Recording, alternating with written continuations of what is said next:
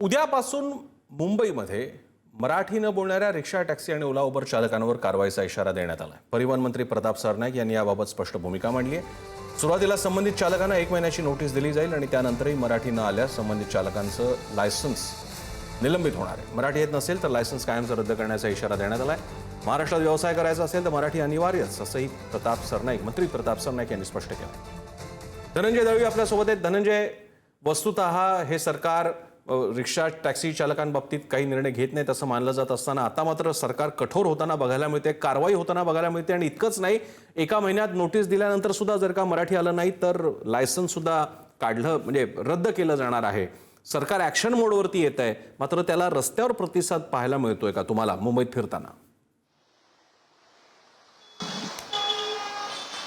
प्रसन्न sir, आपण जर पाहिलं तर मराठीचे धडे हे राज्य सरकारकडून देण्यात आले. त्याचा कालावधी संपला. 105 दिवस या अमराठी रिक्षा, टॅक्सी आणि कॅब चालकांना मराठी शिकवण्यात आलं आणि त्याच्यानंतर त्याची त्या सगळ्या कार्यक्रमाची सांगता सुद्धा काल झालेली पाहायला मिळाली.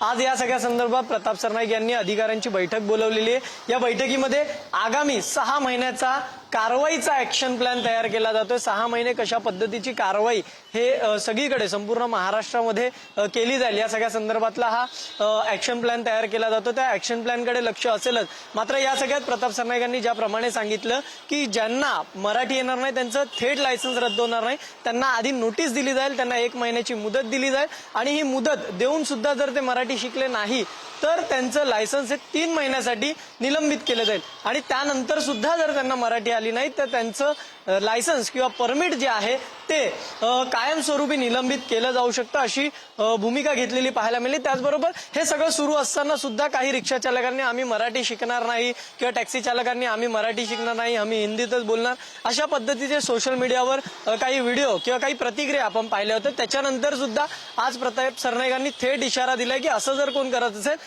तर त्याला कारवाईला सामोरं जावं लागेल आणि ही कडक कारवाई उद्यापासून होताना पाहायला मिळणार आहे. आजचा हा ॲक्शन प्लॅन 6 महिन्याचा तयार झाल्यानंतर उद्यापासून खरं तर आरटीओचे अधिकारी जे असतील किंवा परिवहन विभागाचे जे अधिकारी असतील ते आपल्याला रस्त्यावर पाहायला मिळतील आणि मुंबईच्या रस्त्यांवर सुद्धा हा सगळ्या ज्या अमराठी रिक्षा चालक आहे, ज्यांना मराठीचं व्यावहारिक ज्ञान नाहीये, त्यांच्यावर कारवाईला उद्यापासून सुरुवात होताना आपल्याला पाहायला मिळणार आहे. प्रसन्न सर, धन्यवाद धनंजय, तुम्ही दिलेल्या माहितीबद्दल.